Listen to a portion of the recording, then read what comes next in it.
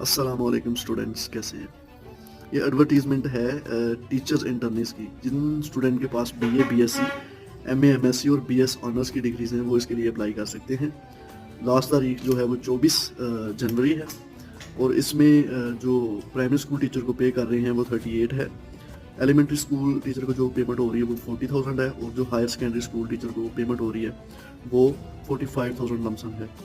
तो ये एक नादर मौका है आपके पास, आपको चाहिए कि इसके लिए अप्लाई करें। जैसा कि आप जानते हैं कि 2016 के बाद कोई भी टीचर्स की रेगुलर पोजीशन जो है वो नहीं आई, तो मुमकिनात में से है कि ये आगे जाके इन्हीं टीचर्स को, इन्हीं इंटर्निस को रेगुलर कर देंगे। तो हरी अप, मैंने एडवर्टीजमेंट जो है वीडियो के एंड में अटैच कर दी, आप सारी डिटेल उसमें जाके देख सकते हैं। ऐसे स्टूडेंट जो बीएस करके प्राइवेट स्कूल में 15,000 20,000 पे काम कर रहे हैं, उनके लिए ये एक बेहतरीन मौका है कि वो इस मौके को अवेल करें और अपने ख्वाबों को मुकम्मल करें, अपने ख्वाबों की